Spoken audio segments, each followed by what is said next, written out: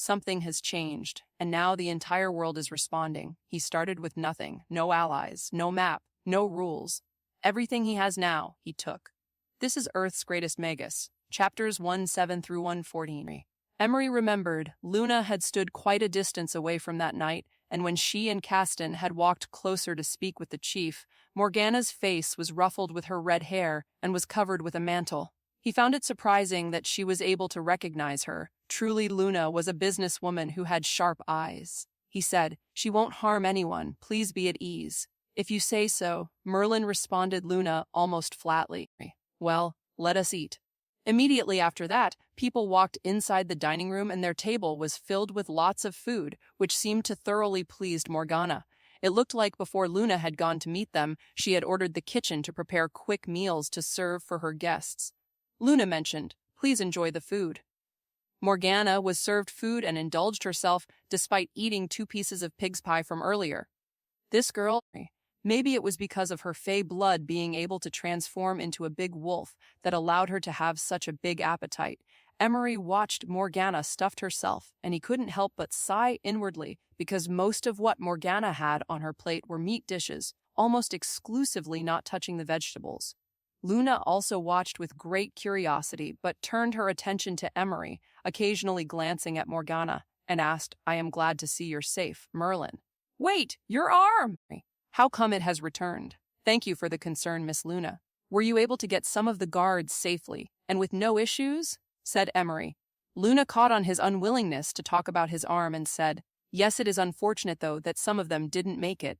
But those who are still alive, including me and my brother, are eternally grateful. We are indebted to you." She then clapped, and a female entered the room, pushing a cart with bags. Luna said, "Please accept these bags of coins as tokens of my appreciation." The bags shone with gold coins inside. Luna's assistant mentioned there were a total of 100 gold coins, which equated to 10,000 silver coins. Truly, the Quinton family was rich to be able to reward this kind of money.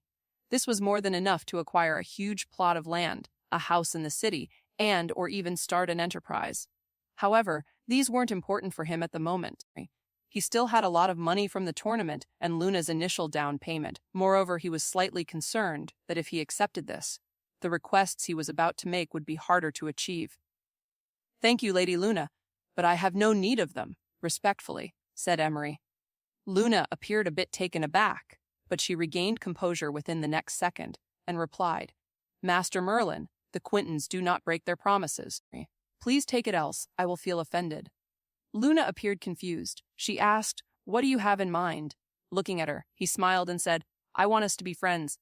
What do you think?" Luna suddenly burst out laughing. Sorry, I didn't mean to. We have gone through life and death already, and because of you we're still alive.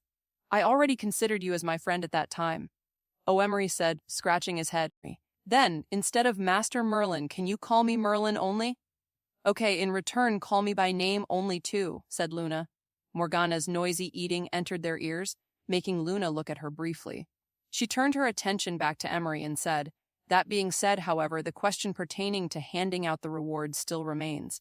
That still applies even if I consider you as my friend. Do you have other things you want? Keep in mind that since you're my friend, your trouble is my trouble, so if you need help, I'll assist you as far as I can with my power." It was Emery's turn to feel grateful at this time. So far, this woman had only shown goodwill to him, and he could actually determine she was being truthful. Emery answered, "Okay, then I do in fact need help in finding people. I'm looking for a person named Padraig, the leader of a marauder group called Crimson Fang, and another person named Maeve. If there's any news about people looking like they have been sucked dried, she might be involved."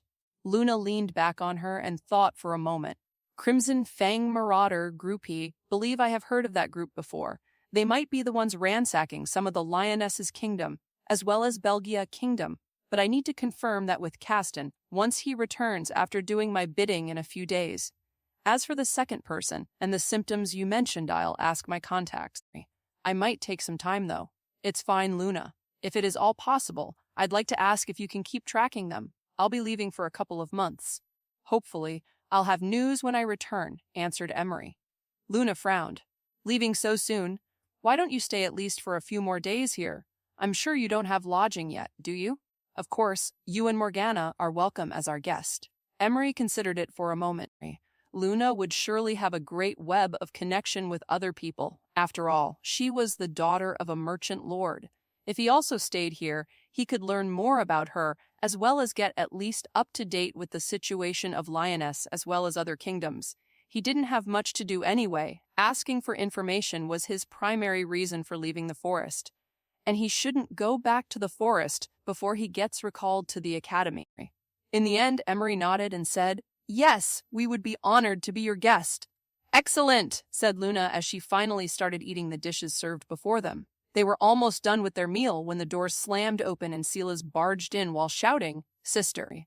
Emery, Morgana, and Luna stopped what they were doing as all eyes were on Silas. Luna said, "Silas, what's the matter? It's father." "He's Luna's chair," moaned as she stood up. She turned to Emery and said, "I am sorry that I must excuse myself, Merlin. Please, make yourself at home." She turned away, and with hurried steps, Luna followed Silas, whose eyes were slightly reddish. Once they were away, Emery tried to know what was happening through the servant waiting on them, but refused to answer since they weren't allowed to divulge information. After finishing their meal, they were then escorted to a smaller house right next to the Quintons' mansion. The servant mentioned to Emery and Morgana that they had this little house all to themselves. It was a guest's house. Emery no longer knew if he should be surprised or not at the wealth of the Quinton family. He recalled that in his late father's estate, they only had one guest room, but for the Quintons to even have a house dedicated for guests, in which that could rival a noble's house, it really made him wonder how deep their coffers went. They were given a tour by the servant Luna had tasked to assist them. This little house had a living room with dark wood flooring, multiple candelabras, intricately designed table in the middle, which also had a wonderfully embroidered rug beneath it. They were then shown the two bedrooms, which both had a large bed and a bedside table. Emery placed his stuff in the bedroom, but then Morgana also did the same in his room. He said, "You can use the other room." Morgana shook her head. "I don't trust these people. The High Priestess tasked me to protect you, so it's better if we're resting in the same room. Don't worry, I'll sleep in the corner and I won't bother you." Emery knew how stubborn Morgana could be. So, in the end, he just let out a sigh but told her she should be sleeping on the bed, and he would sleep on the floor. As a man who had aspired to be a knight, his conscience didn't allow him to sleep in comfort while Morgana on the floor. After they had finished placing down their stuff, the servant of the little house announced that Lady Luna had arrived. Emery and Morgana then made their way to the living room and sat on the well-designed chairs. Luna didn't appear to have her usual ambience as she also sat. On that afternoon, Luna told Emery about her father's worsening condition. She also began explaining the history between the Venta and the Forbidden Forest. That was the situation until 100 years ago, a new generation of adventurers tried to enter the forest, and their tales became different from their predecessors. They came back to Venta with tales of many mysterious beasts, which couldn't be found anywhere else outside. In particular, one of the adventurers talked about an injured animal he had caught that looked like a rabbit, but was very shiny, like silver. When he consumed it, he found out that his illness that had been bothering him for years became cured, and he became stronger. News of the silver-furred rabbit spread, and other people started entering the forest in search of the silver-furred rabbit. But that was also the time they began to find a very mysterious tribe inhabiting the place. Ever since then, more tall tales about the forest came into being, and some of them became inconsistent. I remember reading that there was a short time period where the indigenous people, who the people called the Cruton, were in a peaceful relationship with Venta. However, when their savageness and rumors of how they could become beasts were, our friendship with them failed, said Luna, turning her gaze to Morgana. She added, "Well, we have a living proof here of the shape-shifting beast." Luna then continued telling about an important event that had happened 20 years ago where the Lioness Kingdom, along with other kingdoms, attempted to eradicate the forest of its people as well as its monsters. They had sent a great army, but when the dust had settled, the rest who had survived returned in failure. Since then, the kingdoms in Britain named the forest people's land as the Forbidden Forest. Despite the forest being forbidden now, there are still people from Venta who have managed to capture the silver-furred rabbits, although this is only known by other merchant families, and sold only through the black market. In fact, last year we managed to procure one portion of it, and my father's condition did get better. However, it was only a temporary solution and his disease came back. Hence, the expedition by my brother. While Emery translated this story bit by bit to Morgana, Morgana could connect it with the history of the Felinolian residents. The story that happened was quite accurate with the history of Maeve opening the forest barrier and attacks from outside residents that made the Akavi warriors formed. But regarding the details of why the war took place, maybe only the royal rulers knew about it. Emery also thinks that the High Priestess should know something about it as well.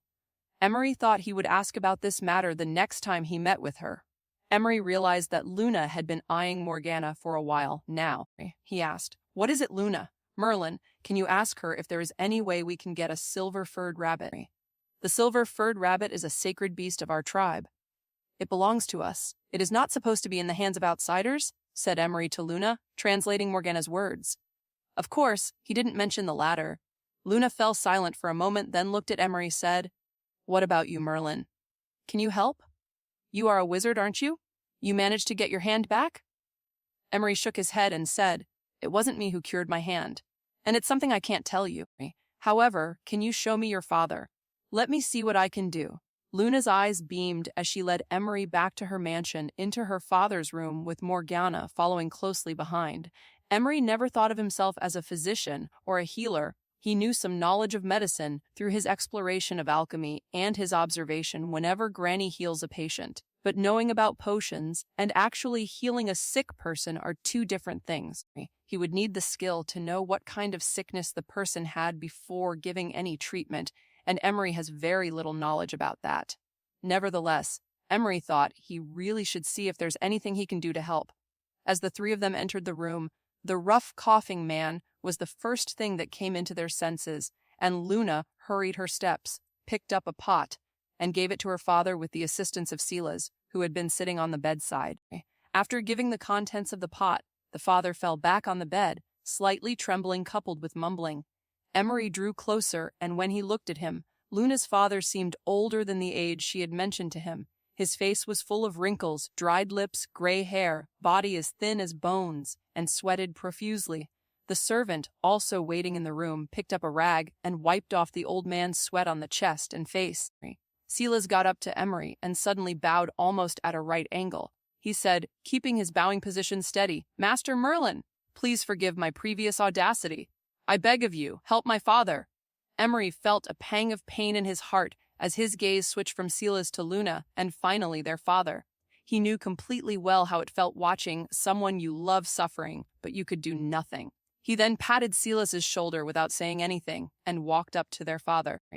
He checked the pulse. It was weak, but it was there. He then turned to Luna, giving a gesture to the servant to leave. She complied, and once the servant had left, the first thing he needed to do is to calm the patient as well as everyone. Luna was about to say something but got stopped as Emery spoke first. "The spell I just used only has a calming effect." Emery's eyes fell on the pot container sitting on the bedside. He went to it, gave it a sniff before asking, "Is this the medication the physician has given?" Luna nodded. This was given by a well-known lioness physician. Emery then used his fragmentation spell. So far, they were all essences that could enhance a person with a weak body. That was good. However, when the fourth essence appeared, it shook him. Emery frowned, finding out there was something harmful inside the medicine pot. However, this was somewhat a good discovery.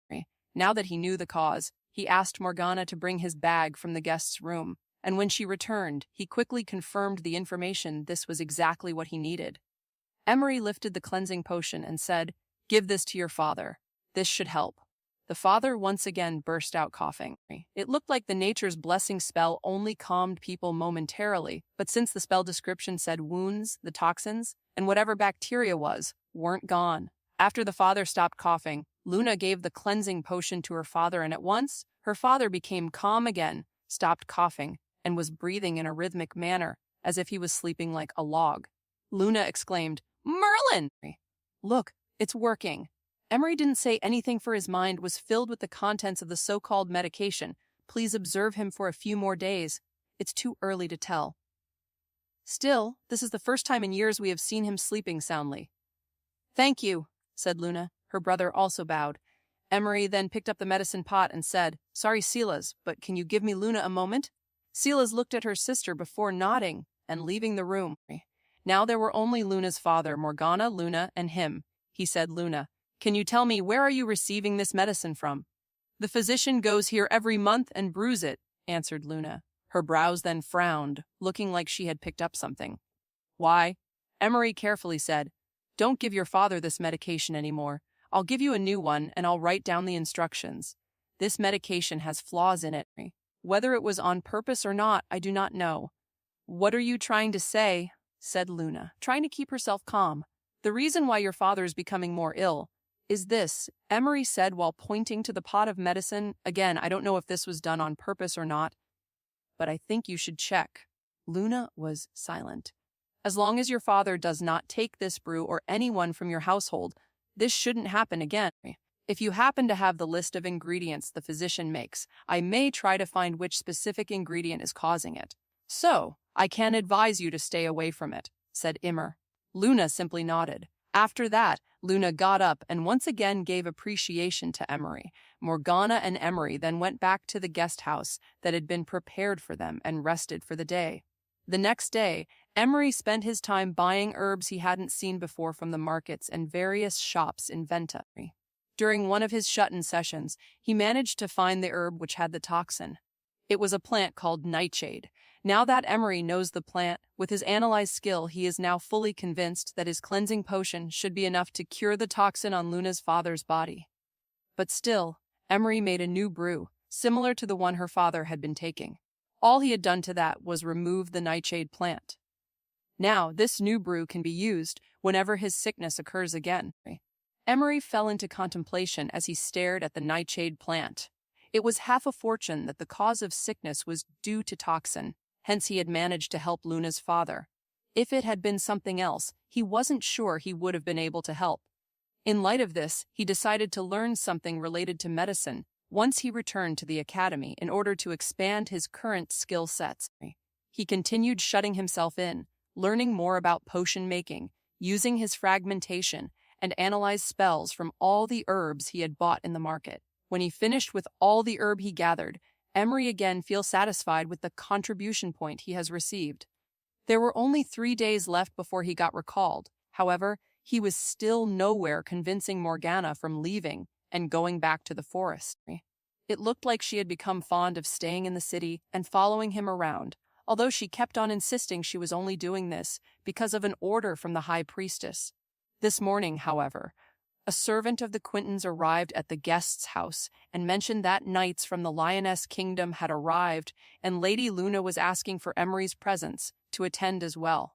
He got out of the guest house and arrived in the grand hall of the Quinton mansion. In front of Luna, Caston, and Emery were people wearing silver-plated armor with a red cape that was held in place by a crest of a lion. Emery arrived in the grand hall of the Quintons' mansion and stood on the opposite side of Caston, Luna in the middle, while the knights wearing several red robes, held by a standing golden lion crest, stood in front.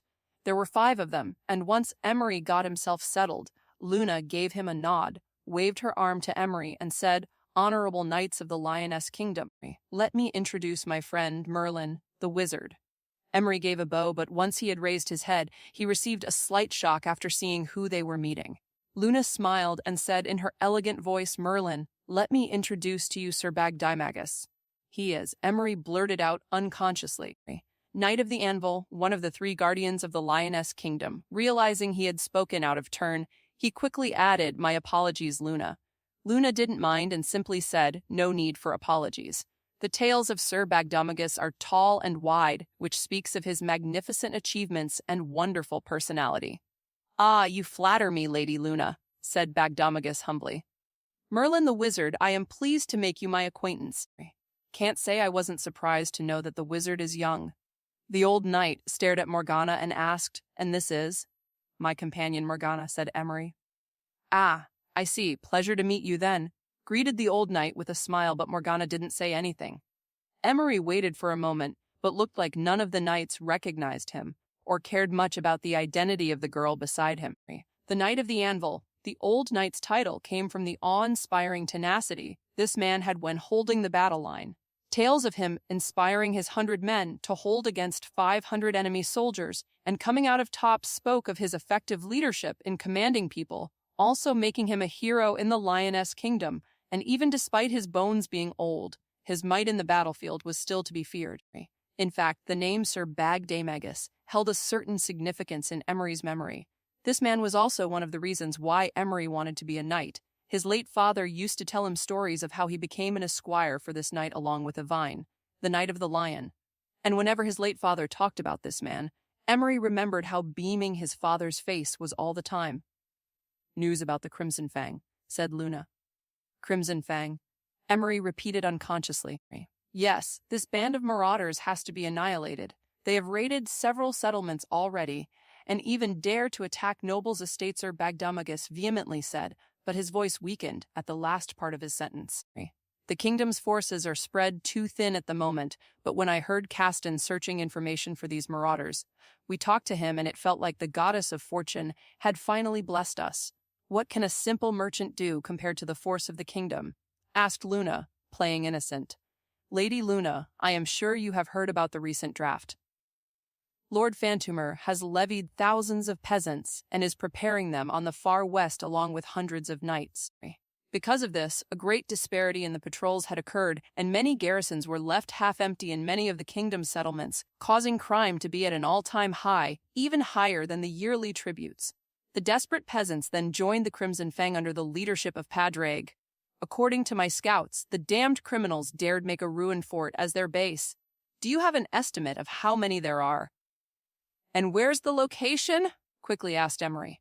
"At least 100 men, about half of them, I think, were peasants turned into marauders due to desperation. The ruined fort is a day's journey from here," answered Sir Magus. He then looked at Luna and said, "Will you help the kingdom in its time of need, Lady Luna?"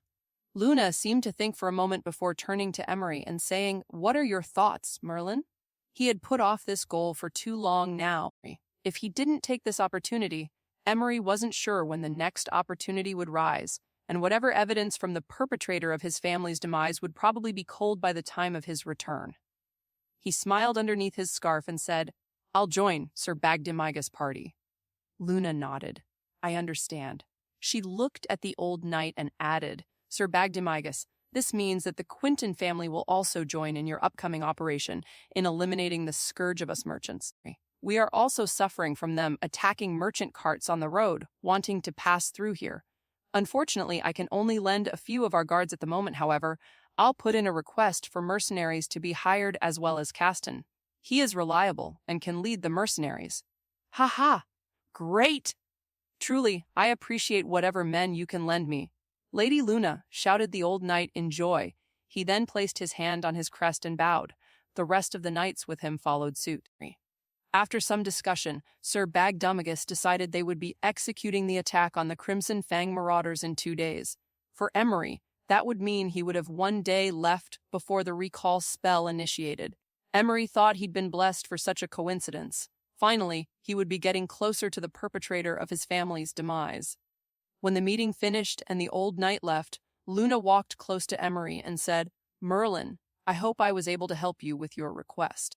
I have an inkling of why you are wanting to know about these marauders, but since you don't want to talk about it, I understand." "Thank you, Luna," Emery said. He then noticed Luna's a bit distressed. "Are you okay? What's the matter?" Luna at first looked reluctant to share, but then she leaned closer to him and said, "It's about the toxin." After interrogating some people involved with the medicine pot, they dropped the name of a powerful noble from the Lioness Kingdom, but testimony is usually not enough. I need evidence. "What?" "Tell me, who is it?" Emery had thought of a name. "Lord Fantumer, but don't tell anyone I've told you this." "I've heard that his influence in the Lioness Kingdom is second to none aside that of King Richard. And because of that, terrible rumors are starting to come abound. But then again, there is no evidence. Anyway, enough of that." She pulled back herself and added, "Merlin, I'm hoping for your safety in the upcoming battle. Please be careful. Caston, you as well." "I will, Luna," said Emery. "Yes, Lady Luna," answered Caston. 111 knights order Caston was observing everyone, and when Emery walked up to him and said, "How many do we have in total, Caston?" 50, including the guards. It's less than what we have hoped, said Caston. We could have hired more, but news of the latest expedition has discouraged many participants. 50 people, including Emery and Caston, would be fighting against at least 100 marauders. Once Sir Magus arrived with his men, it should somehow make the gap of fighters closer.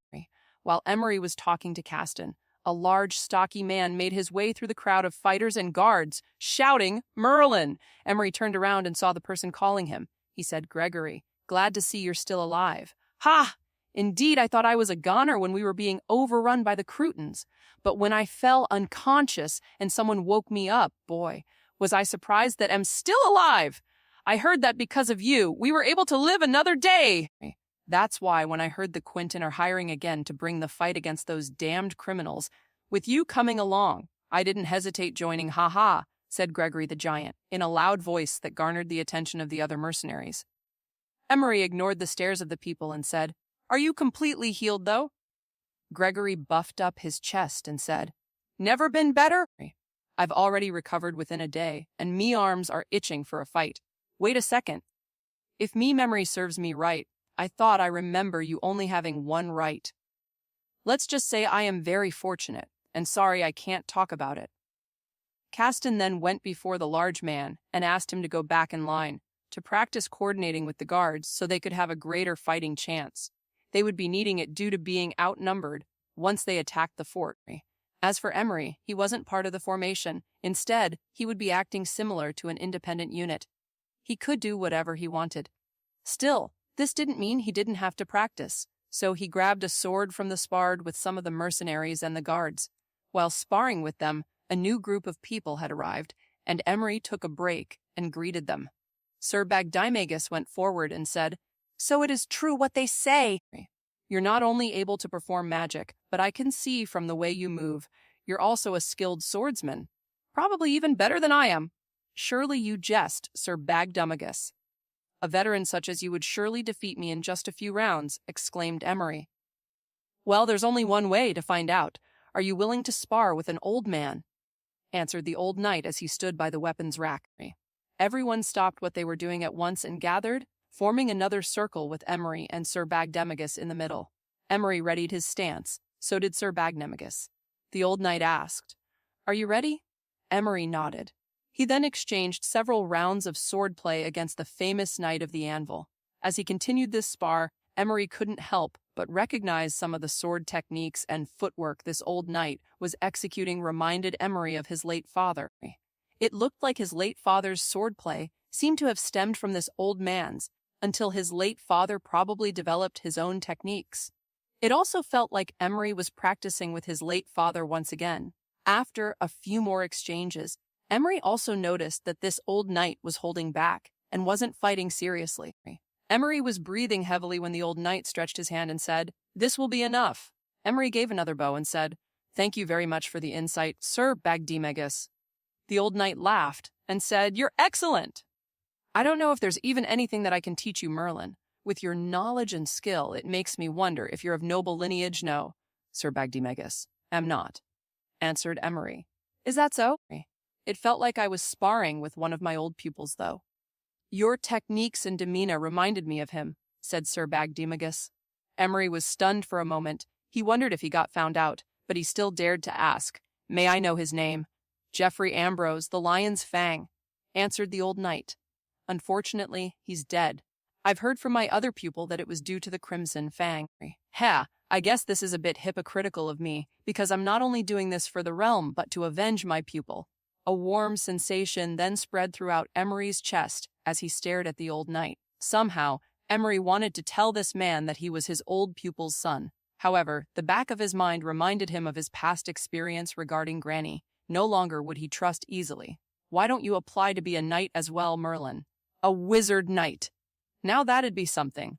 Ha. I'm sure that with your current swordplay, you can at least reach the silver rank of our Knights of the Divine Order. The order has a yearly tourney, and only knights can join. Since you don't have a title yet, I can give you one if you like. You don't have to go through being a squire because your skills are worthy of a knight already." "Thank you for your offer, sir. I'll consider it," said Emery. Of course, Emery had known about the trial to become a knight. The Knights of the Divine Order was where all the knights in the 7 kingdoms come from. Every year, a trial gets held, and only 100 people would be conferred the title of a knight by the supervising Golden Knights, but only the top 10 people would receive the status of a Silver Knight. Hearing about this made Emery's blood boil. Before he had been transported and learned the world of magic, his yet unrealized dream of him wanting to become a knight and protector of the realm resurfaced. Emery wished to know more, but before he could ask further, a group of horses entered the Quintons' estate grounds. On top of the horses were men dressed in the same armor as the old knight and were wearing a red cape with the lion's crest. "Ah, my men are here," said Sir Bagdemagus, seeing the 30 knights dismounted and lined up in a straight row before bowing to the old knight. Every onlooker sure was impressed. Sir Bagdemagus spoke again as I said, "The kingdom can't send too many, especially just for marauders. But don't worry, these 30 knights are my personal guards." With this, the total number of fighters gathered was 80 people. They were still 20 people short. Caston then suddenly tapped Emery's shoulder and said, "Don't worry, Master Merlin. They are all knights. And that guy right there, the one with the brown hair, and that one-eyed guy, there are silver knights, just like me. As for Sir Bagdemagus, he's on another level. Ah, it's been a while since I last fought alongside fellow knights." After all preparations had been made, Sir Bagdemagus shouted, "Men, let's head out." A mixed party of Venta mercenaries, Quinton's family guards, and Lioness knights marched out of the Quintons' estate. Emery, still accompanied by Morgana, who joined the line next to him. Morgana then casually asked, "Are we going into a battle? If so, why didn't you tell the Akavi warriors? I think Kavi would love to join." "No, thank you," Emery said hastily. He imagined that if the forest people had joined in, chaos would ensue. Forest people against the marauders, the knights, the mercenaries. That was a terrible idea. "What about my cyst?" Emery interjected with eyes filled with disbelief. "No. Definitely no author note." The fort had several tents inside and outside the fort. There was also a thin wooden palisade guarding its entrance, and about 100 people stood behind the spikes, and about another 50 or so on the broken battlements. These people were wearing either hide or leather armor, the typical signature clothing of a marauder, but some seemed to be normal-looking peasants. The combined 3 stood before the ruined fort, waiting for a messenger to go out and meet them. Emery stood beside the commander of the troops, Sir Bagdemagus and Caston, while Morgana was standing behind him. Soon enough, the ruined fort spewed forth 3 people riding horses, and one of them had one of his arms raised. Once the 3 people were within a distance where they could turn back with ease, the person who had his arm raised shouted with a booming voice, "Our leader wishes to speak." Sir Bagdemagus nodded and said, "Keen, Merlin, go and speak with them." "Yes, sir," said Keen, the knight with one eye. "Okay," Emery said. Emery and the one-eyed knight Keen rode to the center of the field and met with the other 3. They were still quite a distance away, but Emery could see that the person in the middle was a brawly man with long, messy hair and better-looking fur clothing. Emery's instinct was telling him that this person was evil. "What is the meaning of this?" the man asked. He then looked at Emery and said, "You are not the leader, are you?" Keen drew his sword, pointed it at the burly man, and said, "You are Padraig, chief marauder of the Crimson Fang. Disband your group and give up your weapons so that you may be judged by the law of our kingdom. If you do not, you shall suffer greater punishment. There must be a mistake. We are just simple farmers. Go back with this pretentious boy, for you have gotten the wrong people. There are no mistakes. Surrender now, or you shall face Sir Bagdemagus. The Knight of the Anvil, guardian of the Lioness, shall strike you down." Emery committed to memory the face of this burly man with the long, bushy hair who looked like shuddered for a moment hearing Sir Bagdemagus' name. So he was Padraig, the leader of the Crimson Fang, the one who issued the raid to the ruined home, and the one who had the answers to his questions. The burly man then spat on the ground. He smiled and shouted toward the old knight, "So, you're the Knight of the Anvil. You and what army, huh? There are only a few of you. Come if you wish to die." "So be it," said Keen the one-eyed knight. Once the marauders turned around, so did he, followed by Emery. When they returned, Emery realized that the old knight didn't ask for anything. It looked like he had already expected things would turn out, and to confirm that, the Sir Bagdemagus turned to Emery and said it would have been best if they surrendered. However, no one really does that. Still, proper etiquette and declaration must be done even if our opponents are criminals, for we are knights. As more time interactions Emery did with this Knight of the Anvil, the more he could see why people talked highly of him. However, there was still that nagging feeling at the pit of his stomach that was preventing him from fully trusting this knight. It looked like Granny truly did damage him by a lot. He shook away his thoughts and said, "What do you think of our chances of winning Sir Magus? I think they still have more people inside the ruined fort than what they're letting us see." The old knight crossed his arms for a moment and said, "Well, let me hear your thoughts first. You should have a better view than I did. So, right now we have counted 100 people standing at the gate, but they also have archers, and it's better to assume they have another reserve inside the ruined fort.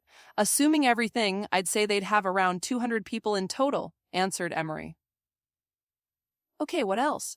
the old knight said, nodding. Emery turned to look at them once more. Since they are marauders, they are not disciplined fighters like the knights or the Quinton guards. As for their equipment, I think I can see about half of them don't have the proper gear, while ours do. "All right, good inside. What do you think would be the best way to approach them?" asked Sir Magus. "I don't know, sir. I have no experience devising strategies for battles on this scale," Emery said, his voice diminishing as it reached the end of the sentence.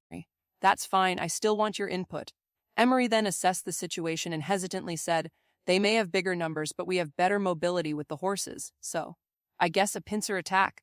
Attack the 100 men from both sides, then the melee troops attack in the middle and focus killing their leader? Okay, not bad.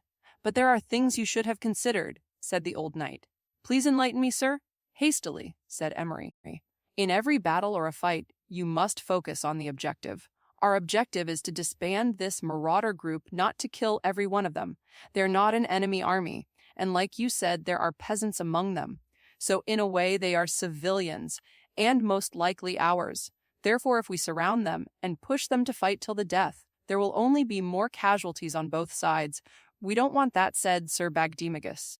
"Secondly, you failed to consider the archers on the battlements. Our horses will be fired upon if they come too near. They also have that palisade which they can use to stop our horses from advancing effectively. Thirdly, they have a fort, albeit it is ruined. Our knights on horses will not be able to get inside, and they'll have to dismount. That gives the enemy more time to attack with archers, and our people who will be on the front line will be sitting ducks against the rain of arrows. The best way to approach this is to push our way inside the fort as fast as possible. Once they feel their fort is not secure, their morale will go down dramatically and they'll try to rout." Sir Magus then summoned his 2 officers, Caston included, and shouted, "We'll form 2 layers of battle line. In the front are our knights with heavy armor and shield, while the rest will be right behind them. We shall push our way inside with overwhelming force. Do you understand?" "Yes, Commander," shouted the 2 officers and Caston. "Sir, with this plan, are you not worried that the leader will run away, possibly on horseback?" Emery asked. "Of course he will try to run away, but the moment he does, our victory will have been secured. I do not believe these people are here because of loyalty to him. Rather, they're here because of desperation or greed. After all, they are a group of ragged tag criminals and recent peasants. People with no loyalty or morale are the weakest of units in a battle. Still, remember, Padraig may be our target, but our overarching goal is to dissuade and capture these people. Hence, they wouldn't be able to do criminal acts again. Cutting the head of a criminal organization only gets replaced by a worse candidate. They'll always return like a hydra," answered the old knight. "I understand," was what Emery had said in response to Sir Magus. However, that was their objective, not his. His had always been the same, and that was to enact revenge for his late father. Since the order from the commander had been passed down to his officers, the officers ordered all the knights who were on horseback to dismount from their horses. 30 fully armed knights formed the first line, and the Quinton guards who practiced formation with the mercenaries formed the second line. Once everything had been settled, the horn for battle sounded in the battlefield, and Sir Magus waved his sword and shouted, "Advance!" Written and directed by Evans, published by WBNOVEL. Check out author's other novel, Doomsday Pillars. Join Evans Discord server https://discord gg/7ngn7y9xn. On the left and the right of Emery were knights with full armor and large shields. The knights seemed intimidating, as if they were unmovable rocks. Caston and Morgana walked just behind him. Emery, of course, made sure to remind Morgana not to transform into the Fey-Wolf if she wanted to join. She came along using a sword and a knife. As they drew nearer at the ruined fort, about 50 meters, it meant that they were in the effective range of the arrows. One of the silver knights with brown hair shouted, "Arrows! Incoming!" Everyone stopped, and the knights and the Quinton guards raised their shields, forming a roof of shield and blocking the arrows. Some passed through the gaps and some even hit the knights, however. The arrows couldn't penetrate the armors of the knights. Once the rain of arrows stopped, the shield formation dispersed, and out came a dozen mercenaries who were holding their own bows and arrows on the back line. "Return fire!" The silver knight with the brown hair shouted as Emery watched a volley of arrows flew overhead their battle line. The arrows reached their highest point and then curved downward at the broken battlements, hitting the underprotected marauders. Emery heard the screams of the marauders, and once more the command advance had been issued. Again, they started walking with thunderous steps, however. They were unable to repeat this again, for the marauders standing on the battlements started firing at will. The enemy line was within sight, about 30 meters away. Emery could see how some of the men from the marauders were shaking, despite it being his group were the ones receiving the scattered rains of arrows. Once they had passed the 30 meters mark, the silver knight with the brown hair shouted at the top of his lungs, "Charge!" The 70 men then started running at full speed, easily crashing the wooden palisade into pieces. They were just 5 meters away when some of the men from the defensive line ran away. A loud clanking of metals, deafening roars ensued as the two opposing forces crashed under the broken gate of the ruined fort. The force of the 70 people stacked on top of each, as well as the charge through some of the marauders' files, making it easy to penetrate through the ranks. The chaos from the marauders, the order from the knights were clearly defined as they continued breaking through the ranks. This is Emery's first battle in a formation like this. He could clearly see the difference of disciplined people battling in tight formation against an undisciplined foe with low morale. In fact, they were doing the 5-man formation. It ensured that each flank of a person was covered as the 5 people coordinated with each other. The 2 silver knights really were skillful in battle. Their strength matched Quinton's strongest fighter, Caston. Other than them, Emery saw Gregory the Giant also able to make a mess out of the enemy's line. With a huge hammer, he crushed the opponent's shield and head alike. And lastly, Morgana. It's the first time Emery saw Morgana fighting skill without her wolf form, and now Emery knows why the Akavi warrior gives her the strongest fighter title. Morgana's fighting skill using a sword and dagger is very fast and unpredictable. She's able to quickly dodge and move behind her opponent and slash the opponent's throat. Emery suddenly feels fortunate that Morgana is not his enemy. With just 2 to 3 minutes, the enemy's line composed of 100 people completely wavered and started routing in all directions. Many marauders ran back to the fort, some ran outside the fort.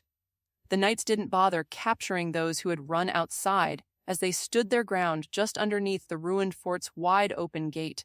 Like what Sir Magus had mentioned, the morale of criminals couldn't compare with the professional knights and properly equipped people. The show of force the good sir had presented worked beautifully. Emery became confused why they had stopped all of a sudden. Less than 100 people were going back to the fort, and if this fort was broken, then it meant there might be gaps where the leader, Padraig, could go through. He was about to say something when the thumping of horses' hooves resounded behind them. "Do not chase!" It was Sir Bagdemagus.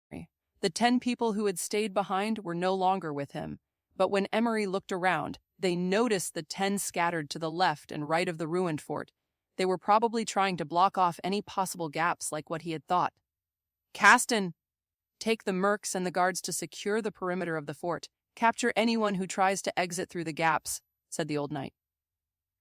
"As you wish," answered Caston, immediately coordinating the mercenaries and the guards.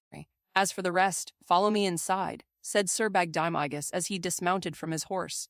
Emery followed the Knight of the Anvil and watched as the knights knocked out the ones who had thrown their swords down but killed those who had tried to resist. Once again, Emery was slightly getting anxious, thinking Padraig would escape if they didn't hurry. Fortunately, they went through the courtyard, and there they saw at least 2 dozens of the marauders busy loading cargoes into a cart. Padraig, the leader of the Crimson Fang, was standing next to the cart. Based on the circumstantial evidence, Emery could guess Padraig didn't think his men would win in the first place. So that was why this man hadn't appeared in the battle a few minutes earlier, because this greedy son of a bitch who had raided and killed his father, as a result, had abandoned people who joined him was planning to run. A blaze of anger ran past his chest as Emery wanted to kill this man right here, right now. Padraig, surrender now! You have nowhere to go, said One-Eyed Keen, a silver knight. If you all don't wish to be hanged, fight! Roared Padraig to the men around him. The 24 of marauders suddenly charged and fought with the knights, including Emery. This time, it looked like they were a cut above from the ones earlier, for these marauders didn't fall after a strike or two from the knights. 24 knights against 24 elite marauders. The situation turned more lively when a group of marauder archers came shooting from on top of the fort. The brown-haired silver knight was forced to head inside the fort with a few other knights. The battle at the courtyard becomes outnumbered, but Emery himself is not worried, especially with Morgana fighting beside him. While facing 2 elite marauders at the time, Emery still didn't take his attention off of the damned Padraig. So when the chief marauder got on the cart and was about to whip the horse, Emery deftly dodged the 2 marauders' attacks and casted a spell that drew water from a nearby well. Water from the well shot up and struck the burly man with the bushy hair off the cart. The knights, as well as the marauders, stopped fighting immediately, shocked by what they had just witnessed. Sir Bagdemagus, though, shouted, "Attack!"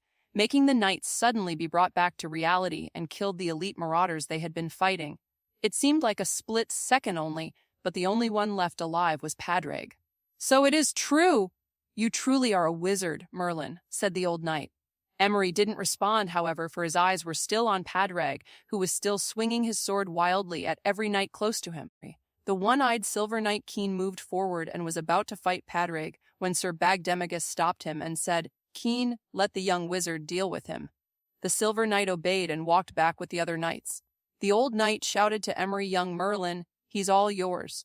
Author's note: the knights stepped aside. Emery walked with a sword in hand closer to the drenched man in the middle of the courtyard. "Is this a joke?" cried out Padraig. He pointed his huge blade at Emery and shouted, "I am Padraig, the Crimson Fang Chief. Many knights have fallen to my blade, and you're sending a boy to kill me. Padraig, if you can defeat this young man, I'll let you go," said the old knight. "Ha ha ha. The word of a knight is his honor," said the Crimson Fang's chief as he cracked his knuckles, neck and shoulders, looking motivated to fight with Emery. Although Emery was surprised with the old knight's decision, Emery focused on the opponent in front of him. He gripped both his sword on the right and the shield on the right tighter, facing the arrogant and ugly face of this Padraig, the marauder's chief. Only now did Emery realize how much he despised his opponent. Satisfying thoughts of cutting this man down permeated his mind. He had been waiting for this moment for a long time. Now that this man was in front of him, revenge was within his reach. Padraig looked around before walking around to left and right without a particular sword stance, and he said, "How old are you, boy? I think that if I scratch you even once, you'll run crying to your mommy and daddy." Emery tried to hold back his rising emotions, but this man in front of him was really not making it easier for him. "Do you want to talk or fight? Oh! It appears I've hit a sweet spot, haven't I? Ha ha ha! Take this!" roared Padraig, dashing to Emery. Emery blocked the incoming swing from the sword. It was fast and heavy. It pushed him one step back, making his knees buckle for a moment. When he was about to peek and strike the chief marauder, the foot of the large man slammed against his shield, and because the force had the weight of a full-grown man, it further pushed him back. If Emery had to gauge the strength of this man, it was lower than Cavi and about the same as Caston. Padraig once again shot forward. He swung the two-handed sword as if it was weightless for him. Each blow from Padraig issued a loud bang against the wooden shield of Emery. Emery was holding his ground and occasionally striking back, but Padraig, despite being a burly large man himself, moved swiftly. It was a speed one would certainly not expect from a man like him. Nevertheless, Emery kept his composure against the continuous blow of sword. After several blows, Emery got used to Padraig's strike, so when the next swing flew to him, Emery blocked and pushed the huge sword back with his strength. The sudden shield bash surprised the huge man. It annoyed him that Emery was able to meet and defend against his forceful strikes. He created distance and said, "Ha, who are you, kid? That question drew out the hateful memory Emery had. The massacre of the Ambrose estate, the burnt bodies of the residents, the rotting corpse of his father. His mind was becoming clouded. Loathing filled his being as he stared at the man who was responsible for the death of his family. Gritting his teeth, nothing at the moment seemed to matter as shouted in pain, just wanting to get his rage out. "My name is Emery, Emery Ambrose, and I'm here to avenge my father and the 12 residents of the Ambrose estate." Emery no longer cared whatever thoughts the knights and Sir Magus would have at his sudden confession. "Ambrose? Ah, you're the Ambrose kid who ran scared shitless." When Padraig let out those words, it only gave vindication toward the rage he had been feeling against this man. Emery held his sword and shield tightly and charged the guy, sticking close to him. "Ha ha ha! Let me send you to where your family is!" Padraig swung down his huge sword with both his hands. Emery raised his shield up again, blocking the powerful strike. However, the strike from the chief of the Marauders had more weight behind it, and because Emery's shield had been continuously receiving punishment, the shield split in half and made Emery kneel. Emery raised his head while in a half-kneeling position and saw the burly and bushy man grin in confidence. Emery didn't move from his position. "Die!" The huge sword descended and battered down on Emery. An ear-splitting clank resounded. Everyone thought Emery was done for, but when Padraig looked down, his smug face vanished. On Emery's shoulder, only a thin amount of blood was dripping out of his leather armor. Padraig tried to pull back the huge sword, but it seemed like it was stuck in Emery's shoulder. Emery had cast the earth spell before the huge sword had hit his shoulder. Although the sword strike had landed and scratched on his shoulder, the heavy blow made Emery winced in pain a bit before changing a grin on his face. "You've had your turn! Now it's mine! How is this possible?" Padraig exclaimed. Emery didn't bother explaining to the man as he grabbed the fastened sword with his left bare hand, reversed his grip on the sword on the right, and jumped with all his strength. Cutting of Padraig's arms. Blood splashed on the ground and on Emery's face. Padraig screamed in terror as he fell down with blood squirting out of his now missing arms. He stared at Emery with panic-stricken eyes because with only just one move, Emery had decided the outcome of the battle. Emery let out a villainous smile while the pounding rage in his heart spread a feeling of sweet euphoria coursing through his whole being. Such satisfaction filled him as he enjoyed the blood-curdling screams out of this man. What are you?" shouted Padraig, using his legs to push himself away on the ground. Emery closed in on the man and rended the sword out of his shoulder. He said with the grim voice, "Your executioner." Emery swung his sword fully ready to cut Padraig's head off. But then, clank, another sword stopped his swing. He looked to his right and saw the old knight holding the sword. "That's enough, Mer Emery," said Sir Magus. "No! This man must die?" Emery snapped. He would not give such mercy to the man who killed his family. "The man has already lost. He has no hands, hence shall no longer be a threat to anyone. What we should do with the head of the organization is to bring him before the king and let this man be judged and punished according to the law of our kingdom," said the old knight in a stern voice. Emery fought against the reasoning and raging inside his mind. He looked at the Padraig who had curled up and the old knight, Sir Magus, who had a fatherly outlook. In Emery's mind, he didn't want to. "This man killed my family, including many others. He must be killed as well," said a voice in his head. But then, a soft hand touched his shoulder. "Calm down," said Morgana softly. The simple touch startled him. Emery slumped his shoulders and took a deep breath to subside his boiling rage. Now that he had somewhat calmed down, Emery was actually quite surprised with himself. His initial plan was to interrogate this man before killing him. There was a good chance another person was behind the raid on his estate. With a clearer mind, he self-reflected, not sure what had happened. Morgana whispered words to his ear. "The High Priestess had asked me to be with you, because you're not used to holding back our bloodline." Emery remembered what the Lady of the Lake had mentioned to him. Our ancestors' blood is savage in nature. But honestly, he wasn't sure if it was his bloodline or hatred that drove the rage. Emery relented and sheathed his sword. The old knight smiled at Emery and gestured at a knight who had been carrying a rope. They started tying the spooked Padraig as well as patched his missing hands. Emery turned his back and walked away, but Sir Magus approached him. The old knight's rough hand patted Emery's shoulder and said, "This is how it should be, Emery. This is good. Your father would have been proud." Emery turned around, kneeled with one knee and said, Forgive me for lying about my identity. Sir Knight, thank you for stopping me before. Ha ha ha. Don't worry, Emery, you're still young. I'll guide you like I've guided your father. The battle had finally ended. All the marauders were either dead, captured, or fled. At the same time, Emery received a notification from the symbol on his hand. As much as he couldn't wait to return to the academy, Emery was hoping he had enough time left to interrogate the marauder chief. Written and directed by Avens, published by WBNOVEL. Join Avens Discord server, https://discord.gg/7ngn7yn9xn